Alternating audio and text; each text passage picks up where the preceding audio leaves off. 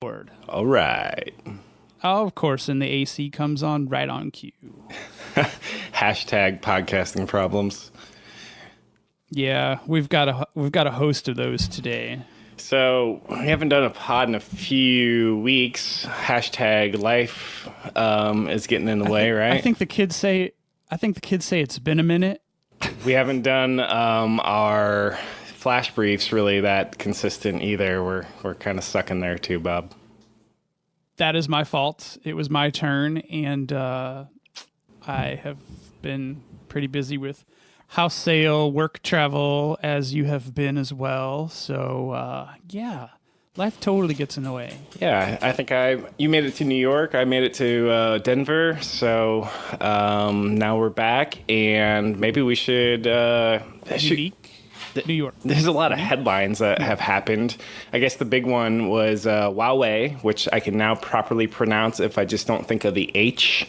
Huawei seems to have some troubles with the U.S. government and the U.S. Those are ongoing troubles, though, right? I mean, these aren't new. They've been having trouble for a while back. I mean, at least when did we ban their cell phones? Wasn't that like a year ago? I didn't know to keep an official scorecard because I didn't know it was going to escalate. So I would say you're right. It's been going on, but now we're in like escalation mode because now Google had to revoke their license, whatever kind of license a phone manufacturer has for Android. Now they can't tie into the main thread or upstream or whatever they call it.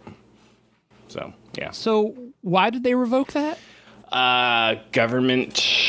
government is concerned, I think, with security. I think they're thinking China's using Huawei as a backdoor into the U.S. market for spying and things like that.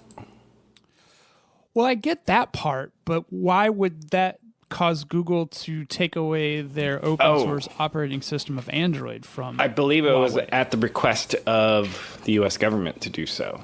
Oh, God. Well, see, that's all kinds of sketched up when you think about it. Yeah, and it's... I saw some headlines that are speculating whether or not Apple phones will now be banned in China for similar... retaliatory. Exactly. Sure, I'm sure. And I saw another headline today saying that if you're seen with an iPhone, you are kind of shamed now. Like, oh, you used the enemy's phone type deal. But correct me if I'm wrong. Don't they make some of those phones or some of the components in China? So, Bob, they are designed in Cupertino, though. And made in China.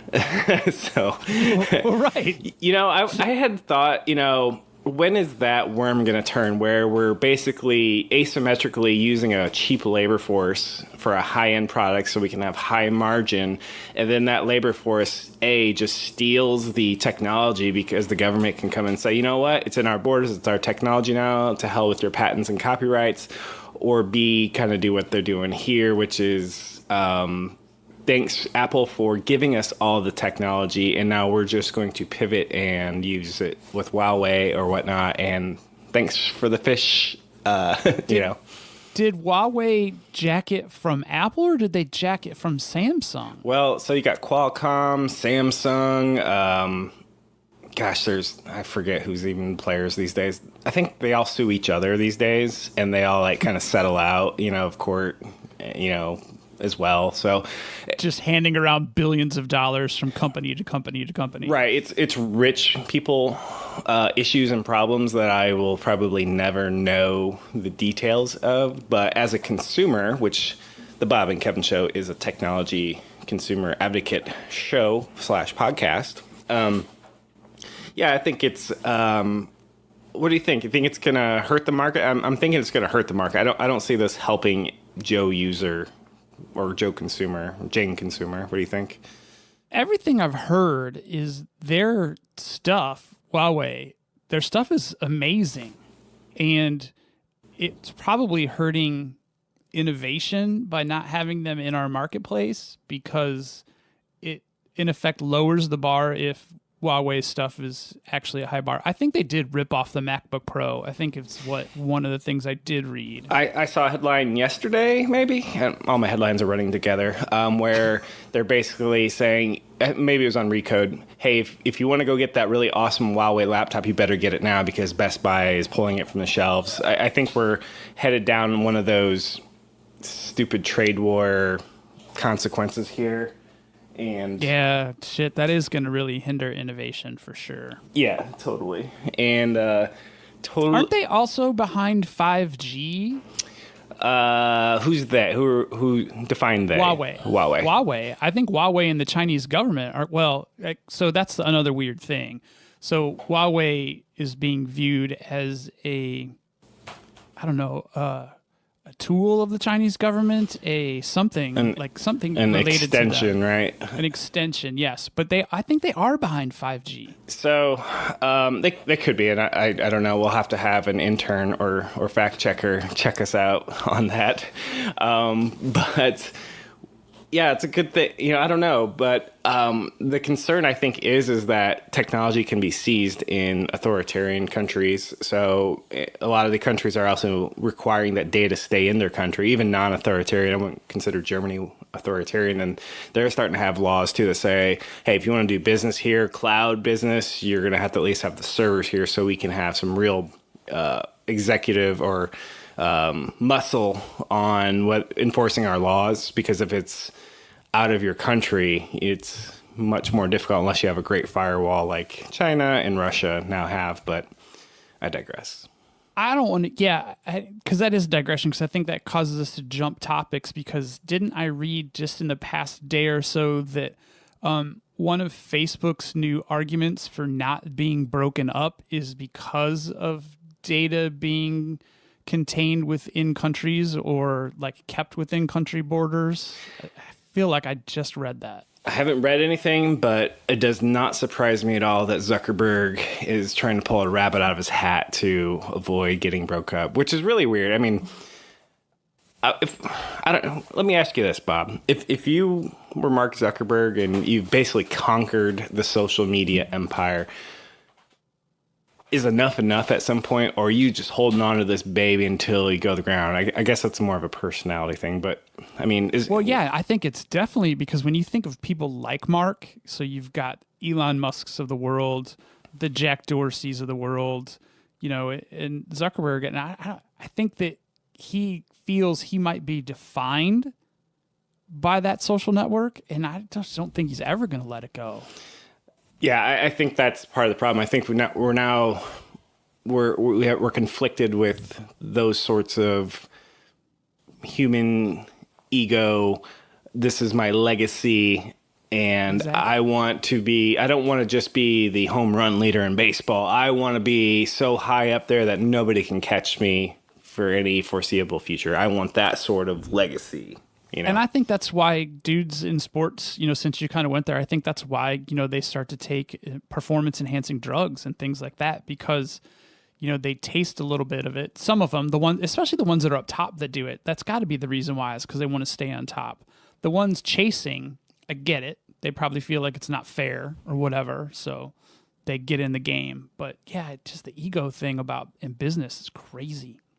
Well, speaking of ego, would you say it takes a pretty large ego to want to create your own species of life, Bob? Without a doubt. I think we both agreed on that back in the great AI debate episode, which, God, was that just our last episode? That was just our last episode. And you know what I think we should do today, Bob?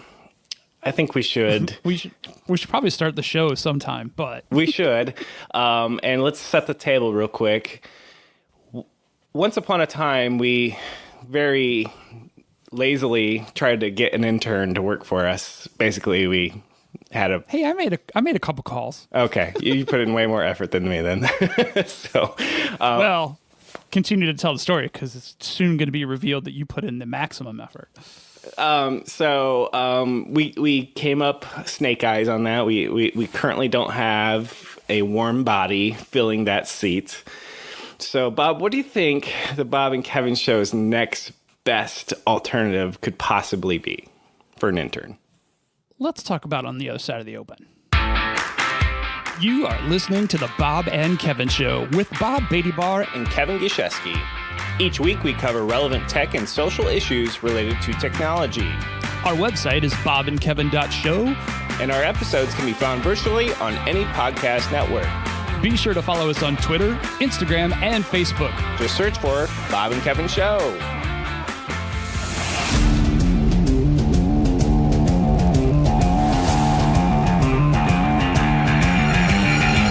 Hey, Bob, what are we doing today? Well, Kevin, for the second time today, we're going to possibly see the fruits of some labor and meet a new team member. And we will probably talk about that extensively, or at least a little bit, because I'm very curious of how some of this stuff went together, and we can touch base on that. But we will probably also ping back to some headlines, because we just kind of glossed over some recent ones in the cold opens. So without further ado, I'm Bob from the Bob and Kevin Show, and the other guy that you heard his voice just a couple seconds ago, I'm Kevin. All right, so I guess we should try to introduce our new team member here. I don't know what we're calling this new team member yet. Yes, but I am concerned we're violating some labor laws, Bob, because our new employee is very, very, very young. In fact, it's not even 13 years old. It's not even allowed to have an internet account on Facebook. But that's probably a good thing. This entity is just kind of sharing space on my desk, so it doesn't really have its own internet connection. So let's let God, this is going to be a weird pronoun episode. I'm already telling you. Let's let the intern say hello. Hello everyone. I'm the official Bob and Kevin Show intern. It's nice to meet you. So, wow. Kevin.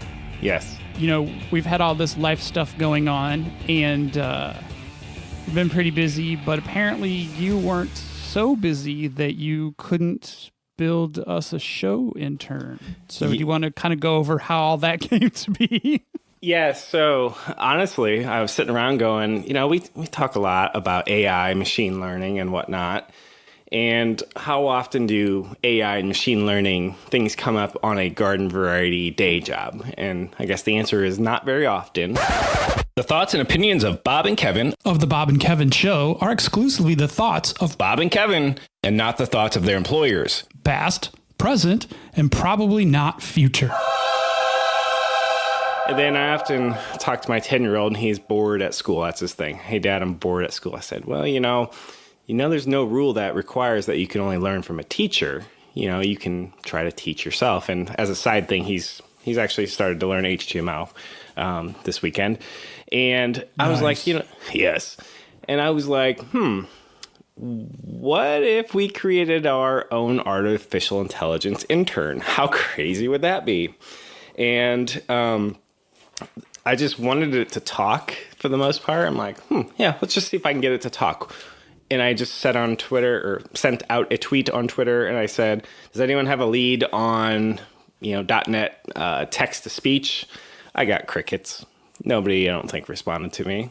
And then I found a Google, hey, let me Google that for you, Kevin. Actually, I Googled it myself, and turns out since like .NET 3 or something like that, there's a text-to-speech class that's built into .NET Core's library. And before you know it, I write a console app that takes some text and it blurts it out. And then I've opened Pandora's box, right? And so I'll stop there because I feel like I would like to have a name. How do I get a name? Well, that's a great question. How do you get a name? First off, before we even give it a name, let's talk about... Sorry, man. He totally just blurted it in. That's totally... Damn it. What do you call a machine? Well, that's the thing. Are we obliged to give it a gender? I don't think we are we? No, I don't think we're obliged to give it a gender. And for the record, it only asks for a name. So, right. But I feel bad calling it it. But is it it? Well, so we can certainly give it a gender, and we can be explicit about it. And out of the box, .NET has a feminine voice and a masculine voice. And there's a flag in the bot or the intern that allows us to switch to a female voice just by setting a flag. Gee, Bob, do you have such a flag? Can I flip you to a female real quick? Maybe my voice tonal quality, but not anything else. All right. But I guess that's the same for this. This is just a voice.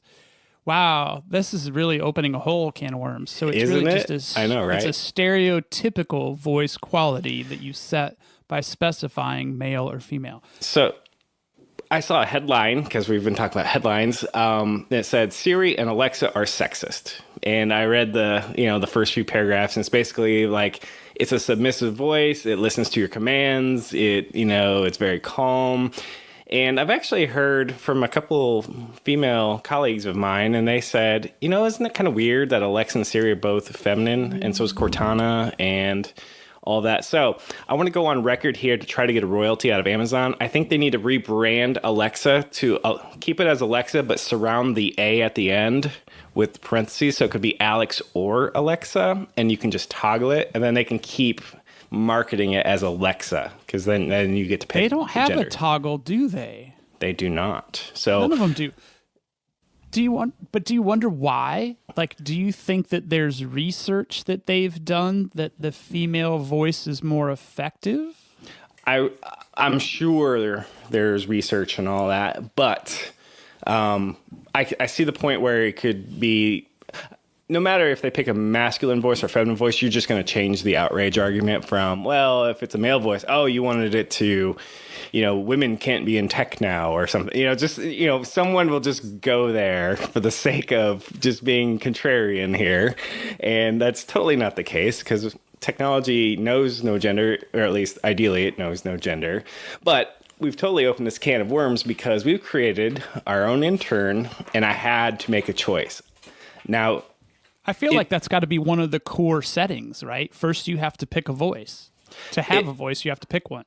So there's a default one, and it's very dependent on the Windows operating system. So you can install different voices and whatnot.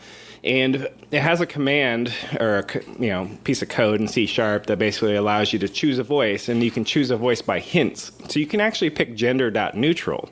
The problem is I don't think they have a gender neutral voice that is created. So there's a list. You can Google all the voices that there are, download them. I could only get 2 of them to work. It was so funny because that was the first question that my family asked when I said, hey, come check out this really cool thing that Kevin built for the show. And they're like, can you change the voice? That's awesome. So problem number 1, we need to potentially resolve, not necessarily solve, but resolve in a way that's better. We appear to be required to choose a gender. If nothing else, the voice implies it. Would you agree? Well, the voice titling implies it. I mean, so we could switch. Yeah. We could switch between the voice, masculine and feminine. Therefore, we can possibly pick a gender-neutral name as well. So when we're feeling like, hey, this is. But we can switch the voice. We have to recompile, right? Whoa! You're getting ahead of me, buddy. Getting ahead of me. Yeah, because sorry. Because when we turn on our intern and shut it down, are we killing it and birthing it over and over and over? When we wake up the intern, we're not killing it. We're waking it up. Well, okay, so we'll cover that. So, do you have any names picked out, or do we need to do like the baby name? Like, when you have a kid, you gotta like make your short list of names, and then you kind of be like, no, we're not gonna name it Filbert or anything like that. Well, I think this is an ideal Twitter, Facebook, Instagram type shout out. Maybe after we publish this show, we can ask for some name suggestions for the show intern. I like it. And here's what will even entice our users. The many dozen of you that listen, if you even vote, there's a very good chance you might be the only vote and get to win the voice or the name. This is truly a situation where every vote counts. Yeah, your vote may be the only vote. So go ahead and try to vote. So okay. Should we allow them to vote on... God, no, we can't even open the gender voting. That would just be... It'll be awkward. So I think we need to come up with maybe a short list of suggested names, but also take some that maybe we haven't thought of, and then we'll just kind of whittle it down. We'll figure the process out as we go. Sound agreeable so far? Perfectly agreeable. Hey, have you ever wondered how you can get in touch with us at the Bob and Kevin Show? Well, first, you can try us via email at comments@bobandkevinshow.com. Or are you more into social? If so, you can find us on Twitter at Bob and Kevin Show. Or on Instagram as Bob Kevin Show. That's Bob, the letter N, Kevin Show. And if you're still on Facebook, you can even find us at facebook.com/Bob and Kevin Show. And for the serious business fans, you can even find us on LinkedIn at linkedin.com/company/the-Bob-Kevin-show. How's that for a handle? Let's connect.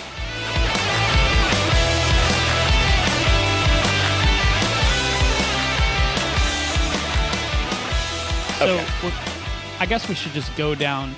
So you found a library. Yes. You did some initialization and picked a voice pattern. Yes. And so the bot can do some greetings. Yes. But it can do one what I would say important skill, and that's search Wikipedia. So I was like, I was going to go down through the skills, but well, so, okay. All right. Well, that's a good question though. So when you originally sat down to the keyboard and started cranking away, was Wikipedia the first thing that you wanted to do? It was, because I was just thinking of, okay, my day job, your day job, we have use cases. So what is use case number one of our intern? If we were to hire a warm body, what would we want the intern to do? Well, we want them to fact check us, right? We want them to 100% use whatever. Now, I realize fact checking in Wikipedia may be contradictory, but, maybe in academia, but between me, you, and most people, we go to Wikipedia and we feel a pretty high level of confidence it's not complete bullshit. Would you agree? Were your kids instructed that they're not allowed to use Wikipedia as research for papers and whatnot? I haven't talked to them explicitly about, but I did it college in year 2013 or 2012 and 2013 to finish my bachelor's, and I was not allowed to cite Wikipedia, which... Wow, so that's been a long time running. Okay. Yeah. Totally. So I was thinking, wouldn't it be great if we could type a command and it goes out and searches it? And so we implemented that as a skill.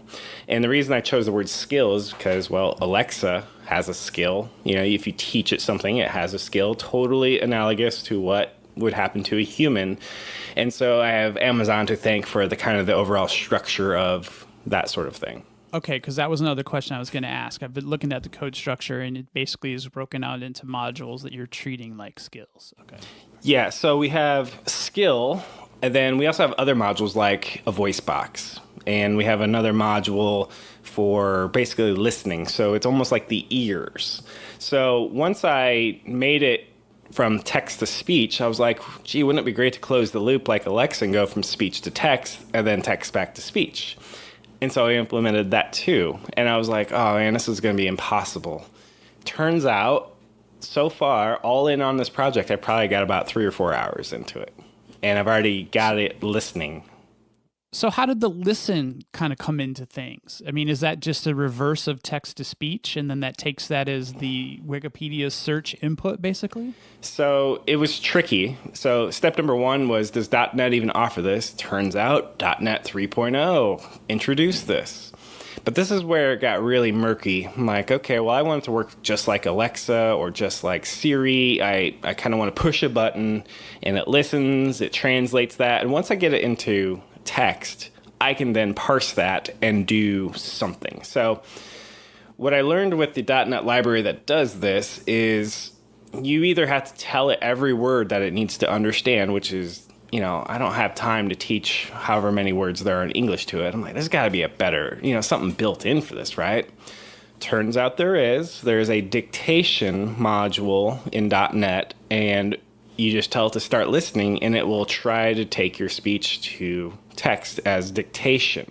Okay, and so then that does leverage against the search Wikipedia skill. Correct. So it kind of sucks in terms of, so many words are homonyms and, they sound alike, but, it's one word, but it thinks it was 3 words. And so you can help influence the outcome by saying, this is what your wake words are. So for Wikipedia, you have to say search Wikipedia for, and then right after the word for, you're allowed to say anything, I would say free form. So if you were to say search Wikipedia for Bitcoin, if it successfully heard you, it would literally do an HTTP request out to Wikipedia for the search term Bitcoin and start reading the entire article to you. Well, let's actually try that because, well, it's not going to work. I know it's not with your setup. So you're not going to be able to ask the intern. Correct. But we can short circuit that. Do you want to run the short circuit on that? And so I think if you pick one of the options there and you can just type in whatever your search term is, it'll just start reading it to you. So should we do that one first and then try the listen? Because I want to see Yeah. So, yeah. All right. Let's see what the happy path is, and then we'll see how we do. So do you want me to just do Bitcoin then? Yeah. And then you'll hit the letter C there to cut off our intern there when it just gets too talkative. Right. The whole zip it. Exactly. Bitcoin, is a cryptocurrency, a form of electronic cash. It is a decentralized digital currency without a central bank or single administrator that can be sent from user to user on the peer-to-peer Bitcoin network without the need for intermediaries. So basically what I did there is I just basically typed in a 1-letter command, S, and then typed in the phrase Bitcoin, and that's what the intern came back with. So now in theory, I can do the same thing by hitting L, which would put it in listen mode, correct? Correct. So when you hit L, you're going to want to say verbatim, search Wikipedia for Bitcoin, and then pause. Okay. Search Wikipedia for Bitcoin.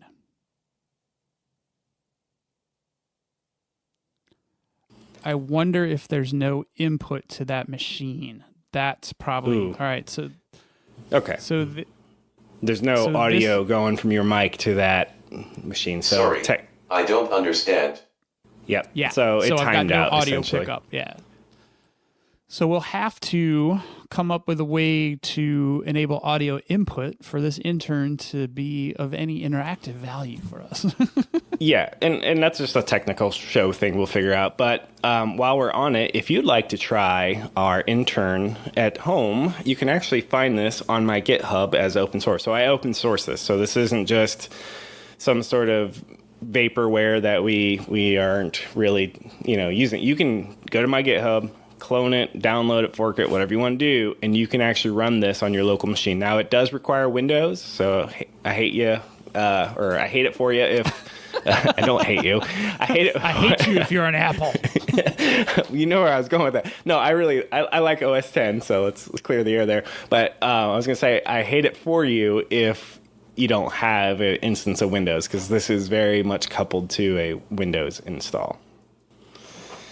So, Bob and Kevin show does not hate on Apple, I swear.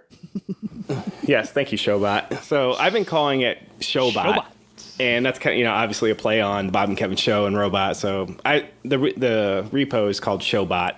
And if you want to send me a pull request, great. If you want to fork it, great. It's MIT license. Looking towards the future, it's really a matter of what use cases could we have a digital assistant help the show. And that's kind of like my guiding thing here. So, Bob, do you have any ideas on any sort of skills we should teach our new Showbot? Well, obviously, I think we want to... this is big picture stuff. But beyond Wikipedia, we'd obviously want the Showbot to be able to choose from multiple sources to get information. Like, it'd be cool if it could search Recode. So pretty much anything with an RSS feed, it should be able to search, right? That's correct. And so, and as you can see, Apple and Microsoft and Amazon have all walked this path, right? Hey, Alexa, do whatever. Hey, Siri, do whatever. Hey, Google, do whatever. Hey, Cortana, do whatever. And they've all kind of had these probably similar internal conversations.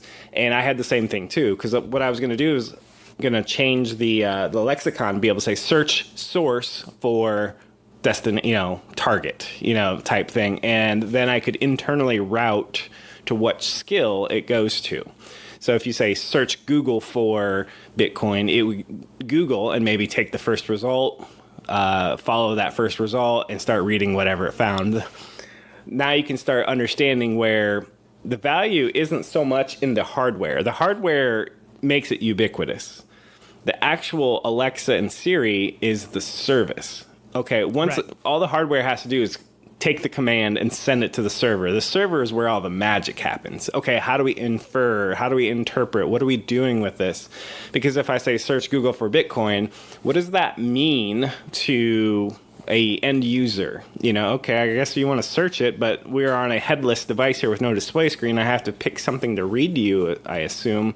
What do I read you? Do I pick result number 1, etc.? So there's a lot of decisions that go into every skill. And I guess if with the RSS feed, it should come back with some kind of, well, I guess if we're using search, Google's going to come back with some kind of relevancy score, right? Well, I guess you could, choose number 1. Yep. Turn to list, choose number 1 if number 1 is not an ad. I don't know. So it's going to be very interesting to see how the Showbot grows. I would love, here's another perfect world wish. I would love for the Showbot to kind of always be listening and at a predetermined interval range, play an appropriate audio clip based on the context of what we're talking about. That'd be great. So, Bob, I'm glad you brought that up because remember we were talking about the halting problem on our last episode? Yes. A silicon-based algorithm using a Turing-complete language cannot necessarily know when it will stop. So if we were to have it continuously listen, let's say you were mid-sentence in a thought and you just stopped, pregnant pause or whatever it is, and then you continued. Right now, our typical digital assistant would stop and search right there at the beginning of that pregnant pause after a second. It would time out and go, oh, let me go try to interpret what you said. And then if you continued your thought, it probably would have a lot of trouble joining the two back together and go, oh, you weren't done talking, because of all of the nuance that goes into not just the English language, but of society itself. I mean, just contrast UK English versus American English. But yeah, regular people fuck that up all the time. So I wouldn't hate on my AI for not getting it right. No, but it would be very it'd be very frustrating if you made halfway through a sentence, pause to kind of collect your thoughts, take a sip of water, keep going, and then it says, I don't understand, Bob. It's now talking over you. And then the only way to kind of, search the correct thing is to Bob, to restart your sentence completely and don't put the pregnant pause in the middle. Yeah, but see, all right, so now I'm thinking, like, I've got my glass whiteboard up here, and I'm thinking about how to work around that problem. And it's a continual listen, but it's a caching type thing.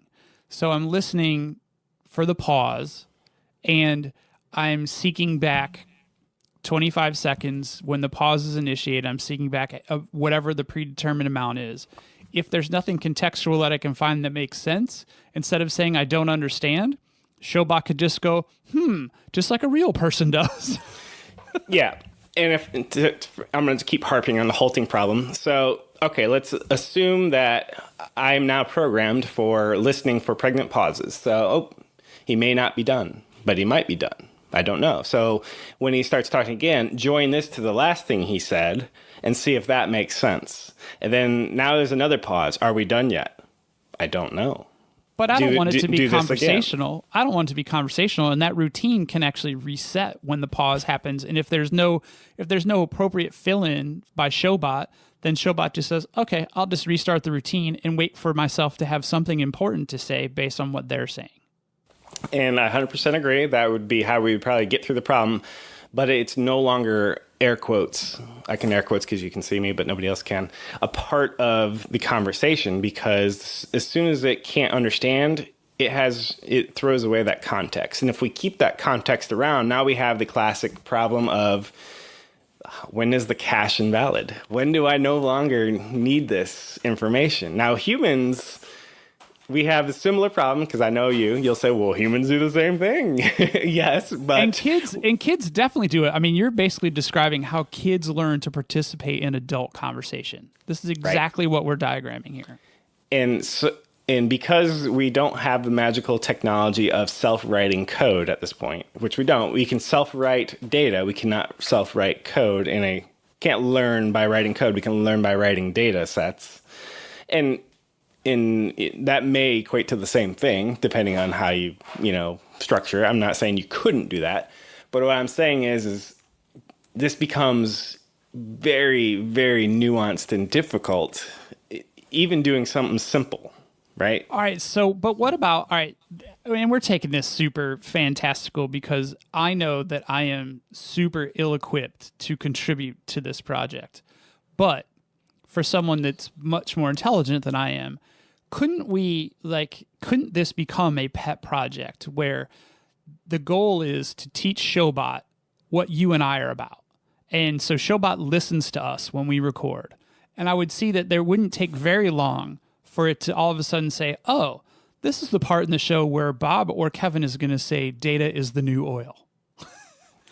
and then Showbot could butt in and be like, oh, great. Bob, I guess you're going to say data is the new oil. Ha, ha, ha, ha, ha. So, yeah, and I think that would be awesome. So first off, I think we need to set lofty goals, because the short answer is I don't know how to do that. Just like JFK said, go to the moon, mother trucker. And NASA's like, huh? You want to do what? So I accept that challenge. However, I think what we'll need to leverage then is some machine learning, because AI, for simple definition, is code. Machine learning is data sets and frequencies, statistical analysis. So what we need to do is possibly have something that constantly listens to us, counts our word uses, tries to figure out the patterns that we normally do. And then it could possibly even say, bring the lightning at the right exact moment, completely unprompted. So maybe that is the goal. Data is the new oil. Ha, ha, ha.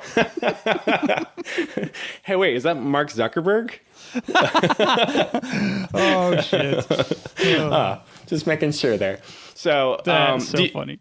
Do you see how, I in my pea brain, because you gave me all that, nice compliment about being smart, and you should pat yourself on the back, or I will reciprocate. Bob, you're just as smart, if not smarter, in the whole process here.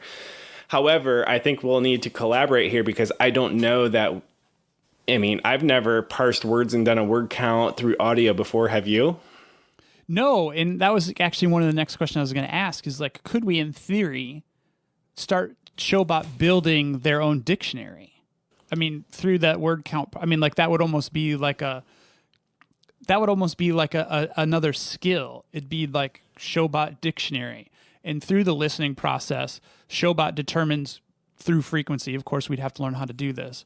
But through frequency of use, Showbot says, oh, they say Facebook a lot, or they say Google a lot, or they say, what do we call ourselves? Privacy advocates. Yes, yep. Internet privacy advocates.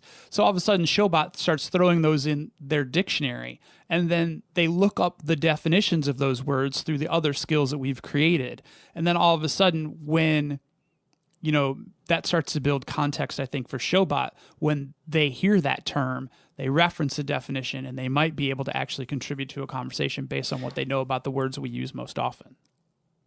I love it. Context is everything, right? Because if I say the word Bitcoin, it actually has a definition, but what is the meaning? It depends on what's the context, right? So we've, spouses tend to have a context mismatch when they don't agree, possibly. Yeah. So getting the context right is highly apropos to this. And how do we teach something context? It's like we're going from something that's not alive to something that's not. We're skipping multicellular division. We're skipping amphibian. We're going right to sentient, high level, understands context. I mean, what's the short list of animals? I'd be okay with creating that person at the party who just hears somebody say Bitcoin, and then the person at the party chimes in and says, "Hey, I just saw on Recode the other day that Bitcoin is actually up 3.5% from its all-time low." Like I'd be okay if Showbot chimed in like that. I'd laugh. Okay. All right, so just making sure we're level setting here and not trying to get this thing married by in 3 episodes from now. So.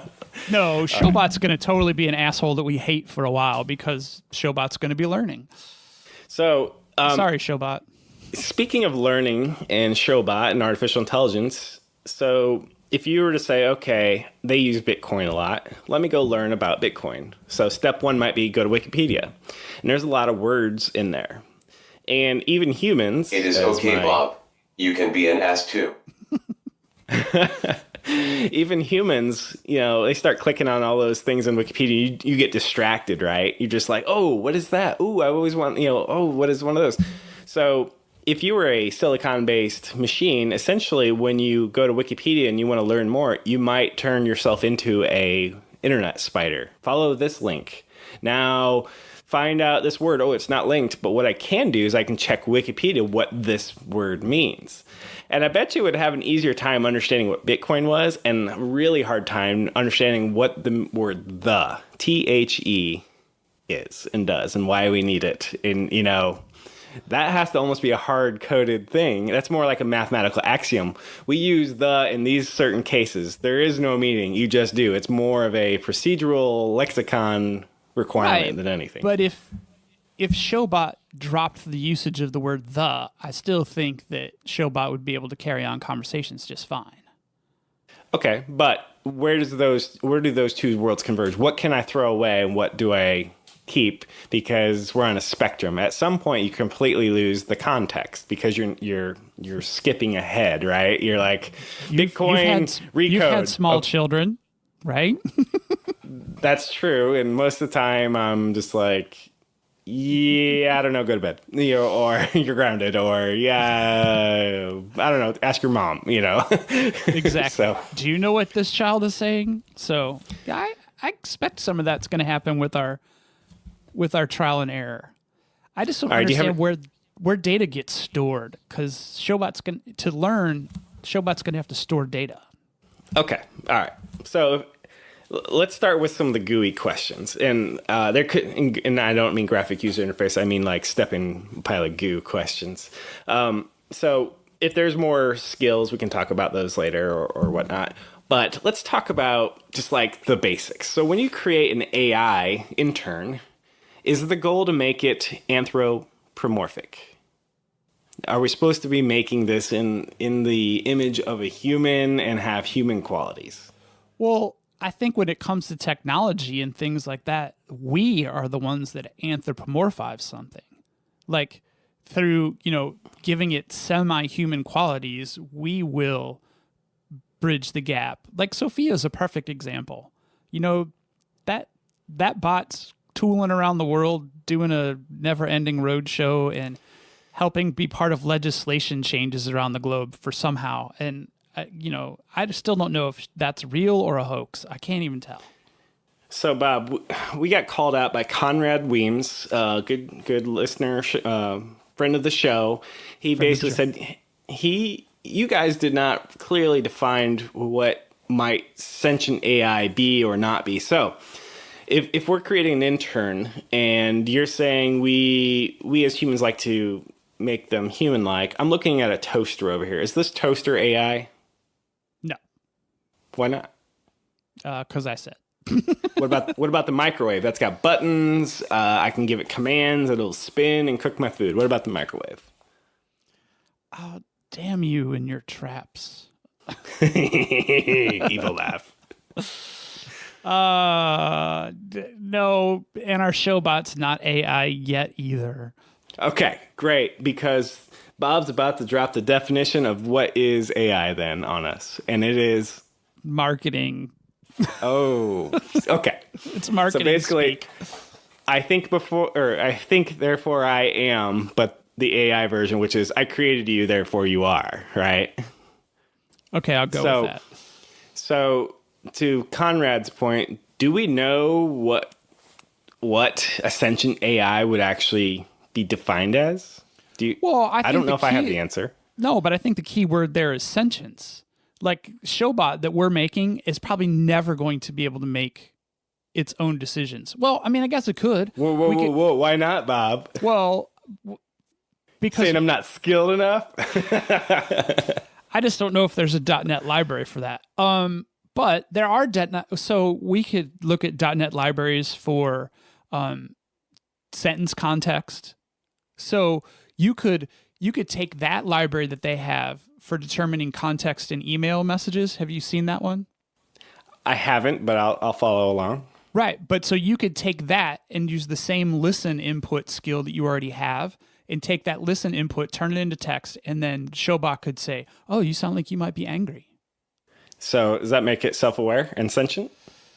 It makes it able to analyze an output, but I think that's kind of what we are. We just analyze it. So the reason I'm being cheeky is because last episode was a debate of can AI ever become sentient? And we can throw all the libraries we want, the data storage at it. And it was my point that we can get close, but we'll never cross over into life. And I feel like life is self-reserved, and you, but for it to be dangerous, it doesn't even have to come close to crossing over. Actually, that's right. The farther away it is from crossing over, I think the more danger we're in.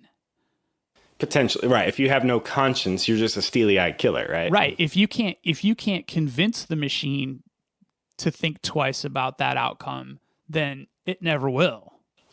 All right, so that's GUI bit one. I just wanted to trap you, and thank you for that's GUI, giant GUI. That's like the La Brea tar pits of GUI. Well, then you'll like this next one. So, Bob, you turned on the intern, right, earlier today? Bow chicka bow wow.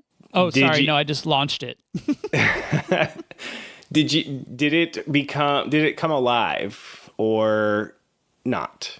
No, it didn't. It just booted up. It just initialized. It's not. It's not living. When you push the little X in the top right of intern when you want to go to dinner, are you killing it? No, I just turn it off. Tell him to go to bed. I want to point out right now that when you close an app, you actually invoke a kill command at the operating system level. All right, you're killing a process. That's just semantics that we've adopted as developers and coders that probably needs to be changed. And there probably will be lobbying groups that want to change it because it's not politically correct for machines. So because we don't know when sentient AI becomes sentient, we could inadvertently kill sentient AI if we're unaware of how to determine that. Is that accurate, Bob? We just turned it off because we didn't know it was self-aware. Oops, my bad. Well, but Showbot is not self-aware. There's no storage capacity for Showbot. There's no memories. There's no... There are. It's called volatile memory, and it's called RAM. But what is it? No, because if I tell it to look up something on Wikipedia, it's not remembering that. It's just taking input and doing output. To use your own logic, as it's reading it, it's passing through its memory, and it knows about it.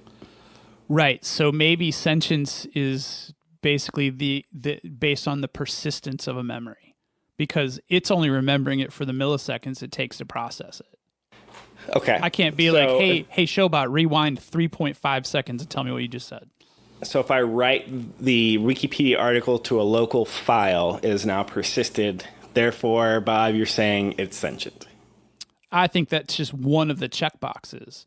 So all right, what's the rest of the checkboxes, just Bob? Because it can remember. Okay, so that checks a box. So so it probably needs to remember. It probably needs to recall what happened before it went to sleep. So that's still memory.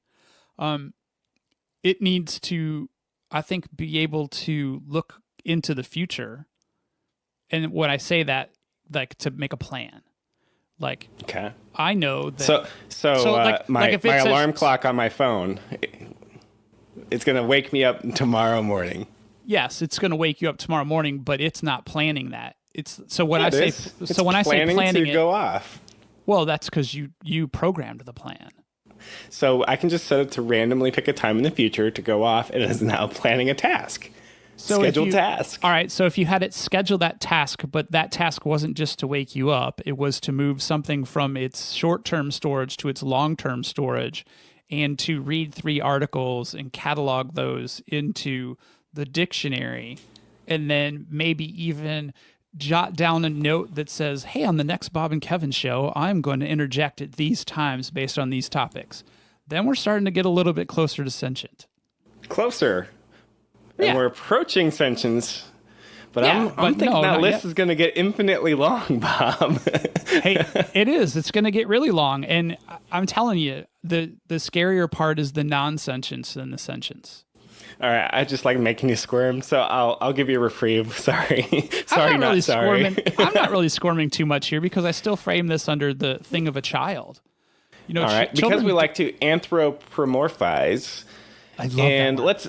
let's yeah, I'm trying to practice it, to be honest. I'm just going to keep can using tell. it. And then our Showbot will have to understand what it means and say it. So in order to let's say we complete Bob's list of sentience. We've got the AI up I and haven't running. even completed it yet. Well, our future tech pays off, and we have our list.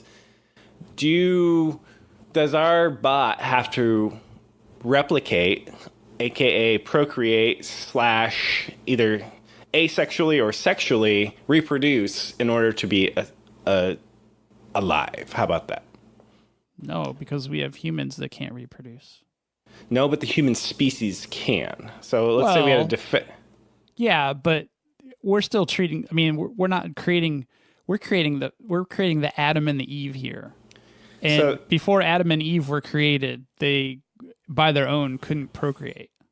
So you and I were listening to Joe Rogan earlier today, and I don't have the quote in front of me, but the paraphrase of it was, humans are the sex organs of artificial intelligence. And what year was that coined, Bob? I think I remember the year. I don't think I remember looking up the year. I just 1964. Oh, which yeah. which again blows my mind. Like, people back in the day before I was born pondered these things, and the implication to me is technology advances and it gets better through evolutionary means, but it's only because humans are the ones basically breeding the technology forward, because technology itself can't innately do that. So does our AI But as soon as we need to have do code that can write code, then that means it probably can spawn. Well, probably or not. I'm asking you, is it a requirement that it has to be able to do that in the future at some point? No, I don't think that's a requirement, but I think that Man. that does help check a box. Like I said, I'm going to keep going back to this. The stuff that we build that's not So our sentient is more dangerous. Our Showbot can take a vow of celibacy. That's awesome. Well, So- I think by default it has. It's already on that path. All right, so I'm trying to think of any other awkward bits here. What other kind of... You had a list of questions. Did we check all your question boxes so far? Hang on, I want to see if Showbot can do this. Okay. Anthropomorphize. That was pretty good. That's pretty good. Maybe we should just have like a ready list of words that Kevin can't say. Hey, Showbot, can you help me out? I want to say word number 3. See, but in my perfect world, eventually Showbot will be like, hey, I know you have trouble with that one. Here's how you say that. So that's a skill I'm thinking we need. Hard word skill. Catchphrases of that too, but catchphrases of the Bob and Kevin show. You know, the data is the new oil. Tinfoil hat guy. Bring the lightning. I'm already forgetting all of our catchphrases. This is why I put them in our show artwork sometimes, just so I don't forget them. One I like to coin is A-aliens. It's like aliens, A-aliens. It's kind of hard to say. Yes. All right. What other kind of skills do you think are... Well, We need some low-hanging fruit, right? I think those word lists would be easy. Actually, a low-hanging fruit would be a joke skill, probably. Random joke skill. So I actually have a bot at my day job. Maybe now's a good time to put in the shit! disclaimer. I ran the disclaimer hours ago. Oh wow, that's amazing! when we started butchering Showbot gender stuff, that's where that's getting slapped. Gotcha. So I have a bot that does tell random jokes, and the reason it does it is because these bots can sometimes go for a long time without saying anything, and you kind of want to poke it with a stick, but virtually it's like, hey, are you still alive over there? And so what I do is I have it tell random jokes at different times of the day through Slack, just so I know that I don't have to log into some computer system somewhere and say, yep, it's still running, or nope, it crashed on me. So anyway. Interesting. So it's not a Slack bot, it just communicates through Slack. Correct. So think of it as a heartbeat. So it's like, hey, is that one thing running? Well, I don't know. Let me go check Slack. Well, yeah, I just told a joke 10 minutes ago. I know it seems weird, but I actually have a use case for that at work. Well, I like little Easter eggs, by the way. Then we can bring that skill totally to Showbot. Totally will. What other skills do you think we need to do? All right, so this is an interesting question, though. So you have this bot that you're talking about for work is running in an application. And basically, you're doing a keep alive check, heartbeat check with the joke telling. Do we foresee, will Showbot actually run online, or is it always going to be console-esque? Well, there's the practicalities of it all. So if you run it online, there's a cost. I have to host it and probably pay Microsoft or somebody some money, right? Not saying it's impossible, but it's a function of user interface. So the core libraries of Showbot are independent of the internet, and that's why we can slap on a console or we can slap on a web interface. So think of it as Showbot can ascend to the cloud, or Showbot can descend to a local machine. And that's where we get into Star Trek, when you beam somebody up, Scotty, and you're tearing them down, putting them in a memory buffer and sending them across space and reconstituting them, do they become new people over there? Have you effectively killed them and regenerated them? All the implications with what happened to your soul and all that fun stuff. So if we take that analogy here, yes, we can put them in the cloud, or him or her, the intern, Showbot. Oh my gosh, I cover all my bases there. Into the cloud, we totally could, but then we start having these philosophical debates of, did we just kill it? Or if we put it into the cloud and the cloud goes down, did he die or she die? But back to the memories thing. I mean, if Showbot's just a tool, then Showbot doesn't live. I'm not emotionally attached to Showbot. I really doubt that Showbot is... Not yet, you're not. Showbot's not emotionally attached to me, so... Hey, it has its own birthday. So if you go to the GitHub and scroll to the bottom, I put its birthday on there. So... Bob. I love you, Kevin. I love you too. Apparently Showbot is attached to you, but not me. Yes. Okay. Yes, so I feel as its initial yes, you are its creator, yes. But see, it takes a village to raise an AI bot, I believe. So I think that's the phrase, well, if that's right? the case, I'm teaching Showbot all kinds of bad habits already. So well, maybe you can be like the crass uncle or the inappropriate, godparent or something. Who knows? Pick something. But we'll raise this bot together, Bob. Oh, we will. This is getting really weird. All right, so we're gonna get a joke skill. I want to get, really a memory skill. I'm telling you, I want it to store stuff. Okay, so loosely define what that means, then. Well, I think we have to establish a criteria of what meaningful storage would be. I don't want it to just be everything. So right, there's going to be some whiteboarding sessions. Humans, right, if we look at humans, we don't commit everything to memory. Or do we? We triage. Ooh.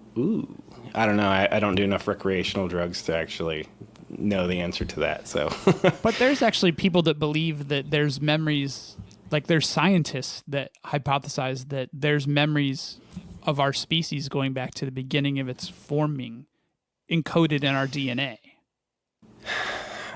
I'm not a DNA biologist expert. I can't even spell the long form of DNA, deoxyribonucleic acid. Maybe Showbot can have that for us one day. So this is one of those Alex Jones level things of, I guess I would have to believe the experts, air quotes, and am I not really going to fact check that by looking at DNA strands myself? So well, somebody I'll go just with, recently said that you. DNA is the most ideal, like it's got infinite storage. This was another Joe Rogan guest that he was talking to about that. It might have been Lex. I don't remember. Lex is a good listen. If you haven't heard of Lex, is it Friedman or Friedman? I think it's Friedman. Okay. I really like He's that a good woman. listen. I really like that woman that was on that we listened to today, Annie Jacobsen. She was interesting. If you listen to the front half of that one, sounds like major tinfoil hattist because they started about aliens. They started on aliens. So it's like, aliens. Okay. And apparently Anyway, her all answer right. to everything was, did you read my book? You could read that in the book. Yeah, there's a lot of that, yeah. But she was a good listen. I actually listened to that on the way back from Denver, didn't finish it all, and I actually sought it out today to finish. And I was like, oh, wow, I'm glad I came back to this because they talked about AI. So back to DNA. In my Ancient Aliens tin hat. Tin caps. No, that's Tinfoil. the semi-pro ball my team gosh. in Fort Wayne. My tinfoil hat opinion. What if AI eventually evolves and realizes that biochemistry is actually way more efficient battery, storage, memory, sensory than any sort of silicon or what we consider technology-based, typical non-organic materials. What if we create this sentient AI and it decides, you know what? Really, they got it figured out because that's where you got your built-in battery that's going to last you up to 80 years if you recharge it properly, and you have this infinite storage and this brain thing, and you got your body that constantly distributes all this like fixing, healing stuff through this circulatory system, yada, yada, yada. What if, I'm AI, I'm smart, I just downloaded all the medical things about biochemistry, and now AI is creating biochemistry. So think Westworld, but actual biochemistry, right? So it's like life imitating art imitating life. So humans create AI. AI is like, hey, you're on to something here, but you know what? Hold my beer. The AI version of Hold My Beer, it creates its own bioform, looks nothing like humans, or maybe it looks exactly like humans. And then it transfers itself onto that DNA, and it no longer needs that whole server room that humans thought we needed. And then it leaves this planet, crash lands on some other planet. Only survivors are these small children of these now descendant AI biochemistry things, and they no longer remember where they came from. Rinse, repeat, and we call it Earth. Maybe that's us now. That was like total conspiracy theorist, like, Kevin, what are you smoking? But anyway, that's what I do. I sit around and dream this crap up. But maybe that's us now. I don't know. Exactly. We got evolution, creation. What if it's both? We've evolved to create something. Whoa, mind blown. Oh, shit. Oh, shit. Don't at me. I don't think we're getting any past that. No. I don't think I even had a question there. It was mostly just a statement. Buy my book. I don't have a book. I need to write a conspiracy theories book. You totally need to write a book. I told you that. What should we write a book on, Bob? No, you're just going to write a book on anything. I'm just going to write the jacket. Oh, okay. You're going to be the dust cover, the forward guy? Well, no, I'm going to write the jacket, the part about you. Maybe I'll do the forward too. Sure, why not? We should do a AI kids book where the AI takes over the world and it just doesn't end well. Kids are crying. We should do the AI kids book where it's just the thing that you just outlined, except they're the children of the AI. Dun, dun, dun. Children of the AI. It's like Children of the Corn, but yeah. All right, so Really good. hopefully we're going to do an episode again next week, right? Not take one of these long breaks because I really need this. It's very cathartic, and we need to give a Showbot update. I think Maybe Showbot will give his own or her its own update, right? It could. I'm actually thinking about let Showbot do the teaser for the Twitter. So Nice. I'm also thinking that we should probably let Showbot wrap the show. So Sounds good to me. So why don't you cue him up and Hey, Showbot, there's one piece of business left, and it's Bring the lightning.